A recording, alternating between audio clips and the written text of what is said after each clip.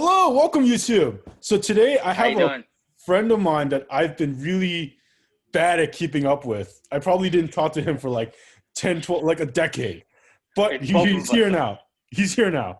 Courtney Green, desktop support and PACS support specialist. So PACS as in what's PACS? Pretty much, PACS is picture archiving system communication. It deals with how we transition from I think X-rays to the new technology in which those images have to be stored and those images have to be readily available when diagnostics occur. That's a primarily so basically technology and healthcare in Correct. in that realm. So, desktop support specialist, like your history, you've dealt with it all. You started like computer repair, helping people for a really long time. Ever since you worked at Best Buy Geek Squad, I think like I even forgot like a long time. But you've essentially done Even way before that. wow. So how has technology changed for you in terms of like supporting people with technology over time? Um, I would say the basics as when you learn the basics, it applies throughout all of it. I mean, the type of technologies change over time, but the basics of how to troubleshoot, the basics of step one, step two, um, it pretty much that never changes. Are we talking about like just turn it off again and on again, or Yeah, those things, those basic things, believe it or not, is like the bread and butter of troubleshooting because a lot of times you'll spend 3 hours racking your brain on a situation that could have been resolved by just rebooting. It's just wow. basic. And I've been in IT for over 10 years, right? So I started as a field technician for a contract for Dell, and then I moved into Geek Squad, and then I moved into healthcare. And I would say if all else fails, reboot first and then start from your core troubleshooting. But I would say those are your core understanding of how systems work will transition throughout your whole career. So there's like a fundamental basis or like a common ground, I would say, in terms Yeah, of how you treat it. So yeah. what about technology when you started? Like we're talking like old school big desktop boxes with a lot of moving parts and maybe things like became an iPad. Yeah.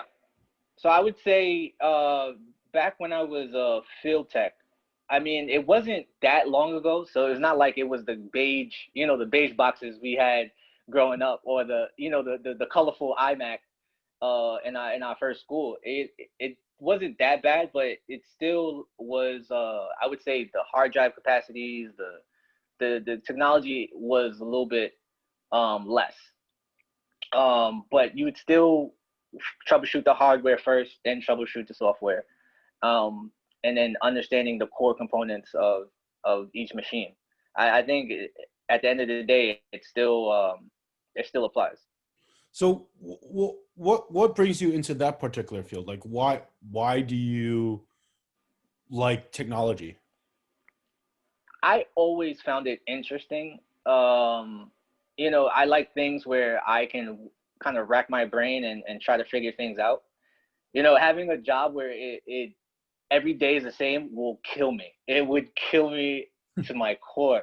Like when I go to work, there are generic things that stay the same, but you know, this problem that I had that maybe took me hour to figure out, I kind of like it. And it's always been that way. So when you used to do uh so as a desktop support, how much does that revolve around dealing with people versus the technology itself? That's a good question. Um, Back when I first got started, I had kind of a mentor, and one of the things he told me is that anybody could learn this and be good at it, but to be really good at being working in with people and working in desktop support or any kind of IT support, the people is the main component. So you have to be able to kind of be the middle ground between the technology jargon and being able to deal with people and help them with their issues.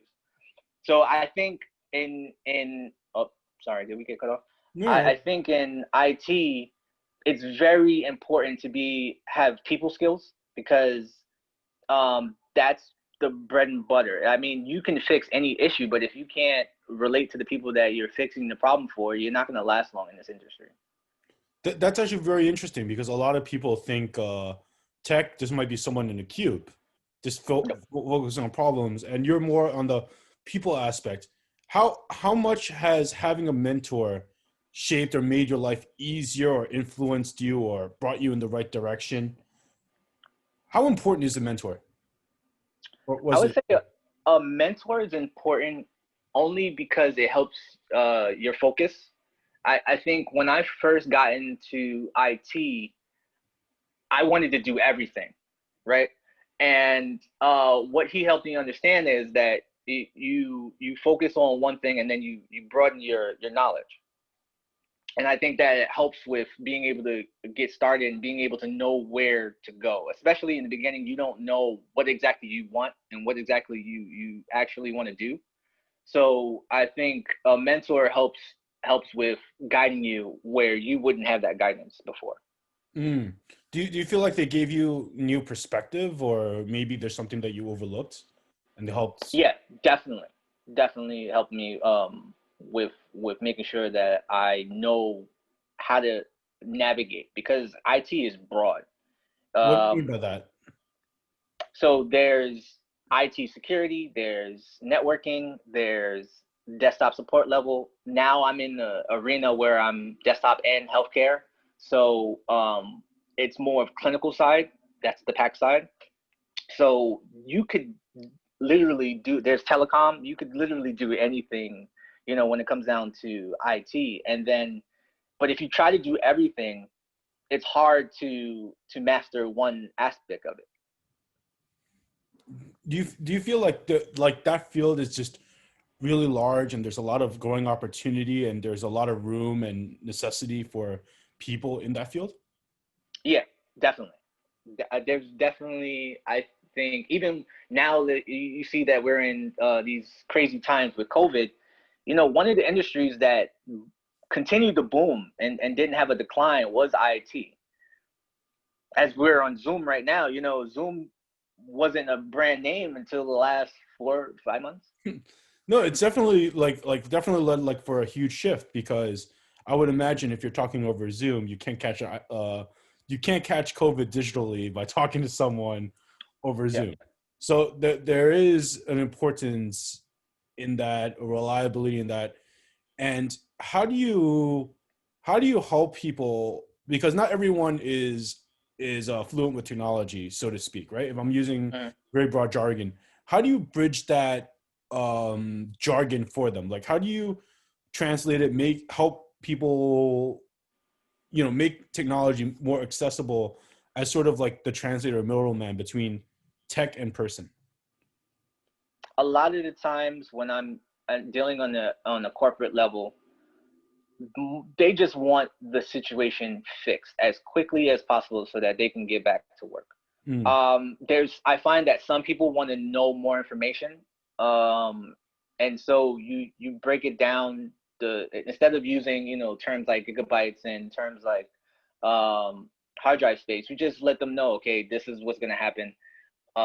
This is what I'm doing. This is how I'm going to fix it, and this is what we can do to avoid it in the future. So understanding the people you're working around and understanding that pretty much they just want it fixed.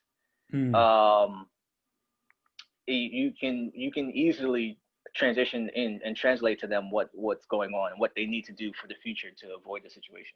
Is tech phobia a real thing? Um, I wouldn't say tech phobia. I do find that a lot of people are stuck in their ways, and they don't like change. So even if it wasn't technology, let's say you move them from one room to another room, some people generally just don't like change at all. That room doesn't even feel the same. You know what I mean? Kind of like in the Big Bang Theory. That's a seat. I don't know if you understand the reference. Oh, the one where the guy moves his chair, and then he's like, no, it's on this exact space because there's optimal sunlight, Exactly. and then there's like optimal temperature, and Yeah, exactly. So I think it's not necessarily a technology phobia. It's just that it worked for them for so long. It's hard for them to move to mm. something that might actually work better for them. How did you end up jumping in this field and sort of advancing through it? Did you have someone like push you? Was it like a self motivation? How did that work? Well, I always knew I wanted to work on working on computers. I didn't know what industry I wanted to be in. Mm. So when the first thing I did when outside of high school is I got my A+ certificate, and I started. At that time, Craigslist was kind of safe in my mind, so I actually applied for a job on Craigslist, and that's how I ended up with the Dell contract. But then afterwards, after being in there for a while, it got kind of, I felt like I wasn't learning all the things that I set out to learn. Even with going to school, when I went to school, the technology is maybe 2 years behind what the industry at the moment. So I went toward getting different jobs that would expand my mind to different technologies. How important was it to create your own learning path? Because you did it directly after high school. You skipped college, is that correct? I didn't skip college. I went to CUNY, so what ends up happening is you're taking a whole bunch of classes that is really unnecessary until you get into the nitty gritty of things. So I found that outside of when I moved outside of high school, when I graduated from high school, I had at that time moved out of my parents' place, and I moved into what you know of as on 69th Street, and pretty much I was paying for rent. So I was trying to find ways in the direction of what I wanted to do in life to be able to pay the bills, pretty much. How is that that I guess adulting, quote unquote, so to speak, shaped your, like, how did that pressure shape you? Like paying the bills, prioritizing work, education, learning. It's a gift and a curse because in one regard, I feel like I might have not necessarily accomplished more, but I might have went a different direction if I didn't have that pressure. But at the same time, that pressure made me hungry to be able to go out and make my own path. Because if I would have went the CUNY route, I wouldn't have as much experience as I have now. I mean, I did eventually graduate, but I was making money off of IT way before I graduated. What did you And that graduate? was based, I graduated with associates in computer technology. Okay. And how does that help, like, so experience was like a huge component because you were already making money and you were already establishing a career for Hmm. yourself before you got the degree. Correct. I mean, even to a point where there's certain jobs that I took that I was beating people that had their bachelor's degree, but they didn't have the same experience as me. How important was it to develop that experience, and how would you tell people that have a degree to bridge that gap, or people without the degree to get the education plus experience? Because the job field is, to my understanding, might not just be getting a degree and here's a job for you. Yeah, That there's many different ways to go about it. how has that experience given you a competitive edge? I would say I'm very fortunate for the experience to that I gained over the years. Um, I think for any individual that wants to get into either a certain realms of technology, the best route would be to get certificates, get the certificates in what you want to pursue. And then what helps with the degree is that the certificates, I would say, get you in the door, and it basically helps people understand that you have that knowledge. But what the degree does is that once you're in the position, or once you are in the field, the degree helps to, let's say, add some dollars to your worth. Mm. Um, unless you're doing one of those Cisco networking or security high class security certificates, where pretty much in order to even pass those certificates, you have to be the best of the best. So Wow. I think the degree is kind of like, oh, okay, and you have a degree, all right, great. You understand what I mean? It I would say certificates is your foot in the door. How difficult, expensive, time consuming was it to get the certificates for you in the initial beginning, like the A plus and so on, to be able to get into the door so people started to get to know you, so to speak? Yeah, I mean, the basics tend to not be as expensive. So I think it was relatively cheap for the A plus. Okay. But one thing I would say is for the higher certificates, which brings in higher money, they start to get up there. They definitely start to get up there. So walk me through a typical day that you were like doing PACS where you're dealing with people, like how, if you're not there at that job, what's the worst thing that can happen? Like if you're not working and everyone in your department or your field isn't working at that site or that hospital or doing that type of work, what is the negative effect of that? I would say the patients can't be seen the way they're supposed to, or there, there's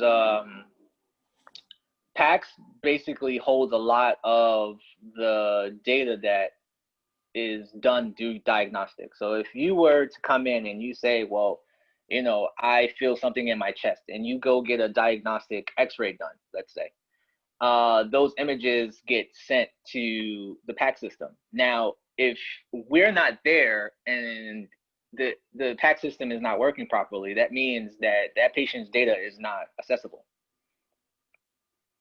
So that's the worst case scenario. Or there's a lot of problems in terms of in the last couple of years.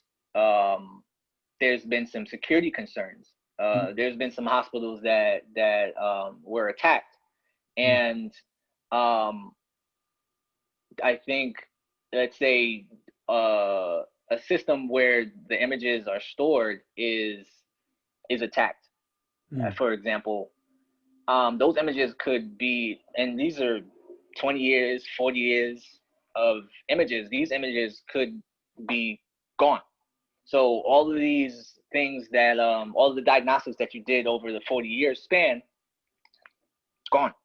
I would say that's the worst case scenario. Wow. That I'm so because like tech nowadays is very ingrained in our life. I would say, like, it's not like a pen and paper day, or like people nowadays, if they want to deliver news to someone, they like especially medical news, they don't just send you a letter, because a letter might take too long to get to your Mm-hmm. house if it's like vital news, like call, email, text, like all this is very technology based. how how has being in tech peaked or been able to broaden your understanding of other fields, because you didn't originally take part in this field of healthcare? Yeah. Well, the funny thing is, I wasn't looking at healthcare at all when I was looking for jobs. Um, I was looking for regular desktop support jobs, and I ended up getting assistance from somebody that I worked with in Geek Squad to go to a clinic, and that's how it ended up. So I think, um, knowing how to support desktops in in the corporate environment. And then you moving towards going to different industries. It could have been healthcare, it could have been the police department, it could have been sanitation. Understanding the technology and the purpose of it, and how it affects people on a day-to-day basis on a corporate level, that helped me transition to be able to go from Geek Squad to healthcare at all. Wow. So when you do these kinds of things and you deal with a whole variety of people, how important has it been to be able to communicate to other people to get the point across in the most concise, efficient, uh, nice manner, so to speak? I think it's important as much as what I think being able to communicate to them is important. But at the same time, being able to do your job effectively is just as important, because I know that off experience, you know, if you came in and you were be able to communicate to them, and whoever is in your corporate environment, you're able to communicate to them, and so they see you as someone that's approachable, but then you don't know what you're doing. They're less likely to trust you. So yeah, you could talk all day, but I think trust is involved, especially when, let's say, a person's issue needs to be resolved quickly. They have trust in you to be able to get it done as soon as possible. So like I said, there's only a certain amount of people that I find actually want to know why, kind of more of being able to, they have a understanding of technology. But for the most part, most people just want you to get in there, get the job done, and then if at the end of it, you told them what actually took place. But for the most part, it's just get in there, get it done, and then they're back How to much having a happy day. how much quicker and easier has it been to be able to diagnose problems or do the job over time? Because like before, when we started with the internet, maybe it was dial-up service, and a lot of people don't remember that it used to be through a phone line to get Mm, online. And you like to be able to get a song from the internet might have taken you half an hour. half an hour. A movie, for anyone that doesn't know, might have taken us 17 hours to download or more. Like people Yeah, don't know that nowadays. They see Netflix, they see 4K. We're just trying to get like a DVD version of something, and it's going to take us 17 hours. And yeah. so technology has moved a lot faster. And then there used to be floppy disks too, so memory can Mm, shift. How is technology over time, as you because you've seen somewhat of its evolution, yeah. made your job more easy or difficult, and what scale and capacity were you able to work at now compared to before? I'll tell you two things. So I mean, although the technology has changed, like I was around the time of 3.5 floppy. My grandmother worked as a professor for teaching typewriter. So we've moved from typewriter to having, these physical laptops. And I think as a help desk or desktop support, moving with the technology is very important. Being able to grasp the new information and still apply your core concepts is key. However, I would say that the technology is advancing at such a quick pace that I sometimes forget where we came from. Like I sometimes forget. Let's say in the corporate environment, you might face, although on our personal level we might update our systems, but on a corporate level, it's not cost efficient to update all the time. Mm. So sometimes you have to deal with older technology, and I'm sitting there trying to figure out like, oh wait, yeah, that's what you do. So I would say knowing the technology over time and how it has progressed is very important, and it's something that you should keep track of, because I remember VGA and IDE ribbons. And those are if you were to ever open up an old machine, those are those long gray ribbons with the two black ends at the end. That is obsolete. Wow. So if you get a, like, sometimes, is it like when you're fixing computers and stuff, how cost effective is it to fix the computer versus just get a new one? And how would you judge that? For personal use, because that's a transition between corporate and personal use. So I Okay. would say on a personal level, the depending on how much you spent for your computer. Let's say you spent $750 for your laptop. Um, if you spilled water on it, pretty much majority of the components of the laptop is kaput. So the money that it would take to buy each part individually and have it installed, you might as well just go ahead and get you a new one. On a corporate level, however, these machines are thousands and thousands of dollars, right? So if one thing was to break, it makes more sense to fix the whole unit as opposed to getting a new one. So I think the knowing, and that's one thing that I had to learn in the last, in moving from Geek Squad to moving to corporate level, is on the certain decision you would make on a personal use as opposed to on a corporate level is different. How does so personal use, we're talking about regular person's pocketbook. Corporate, we're talking, they have larger access to resource typically Mhm. than a person. Like, their machines, it's not a $750 laptop. Their system might be what, 50,000, 60,000, Yeah, $100,000 yeah. system. So for them, with labor and everything, to replace a component for 10,000 or 5,000 is more efficient than replacing $100,000 system. I'm talking Hmm. very broadly and very hypothetically, because I don't know any of this. So that's definitely interesting. And how important has data been? Because you mentioned something earlier where you were mentioning that if pictures are gone, like 40 years of history are gone, that's it. So what kind of, how important has keep making sure that data is safe and kept and backed up has it, is it, and what are reliable ways that people have backed up data or can back up data at a personal and corporate level? Well, in healthcare, all healthcare has to adhere to HIPAA compliance, and HIPAA compliance kind of rules on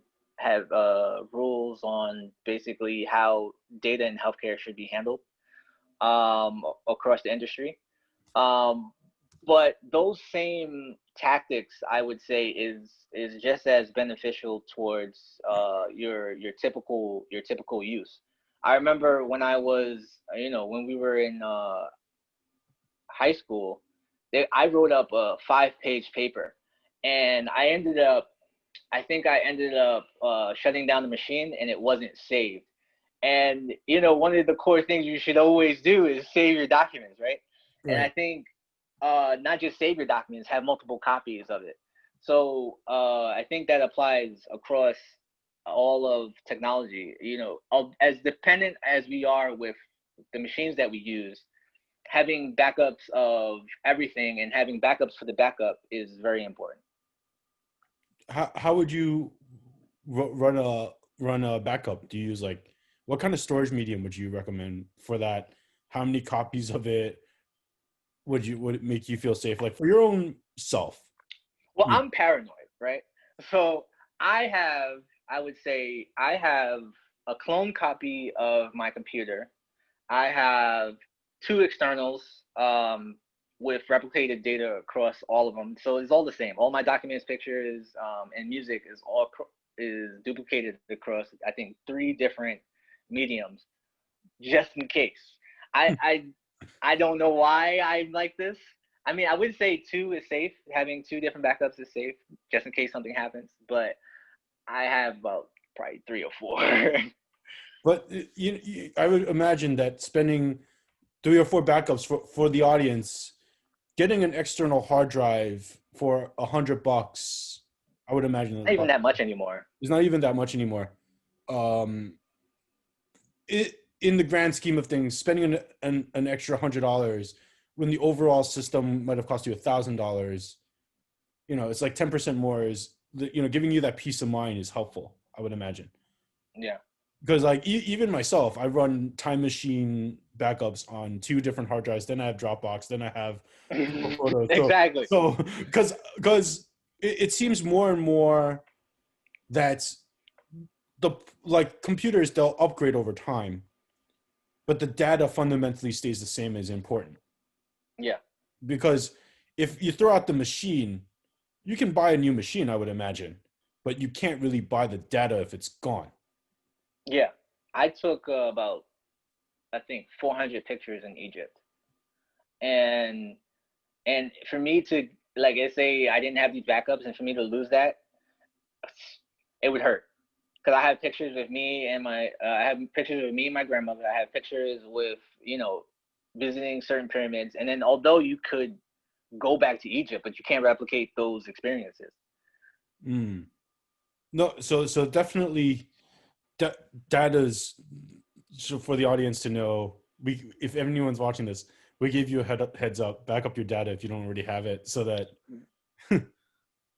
At least 2 backups, just in case if somebody breaks in and takes your laptop, your external hard drive is hidden somewhere, or let's say you spill water one day by mistake.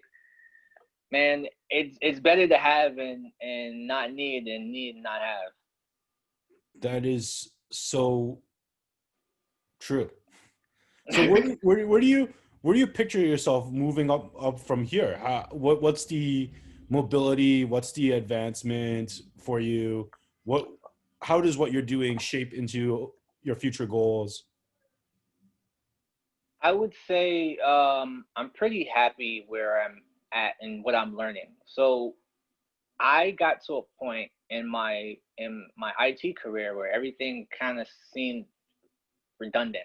Like I dealing with printer issues, dealing with networking issues, dealing with the same old, same old. You get kind of bored. So yeah, I in IT you figure certain things out, but the more you deal with it, the more it's like you already know what's coming.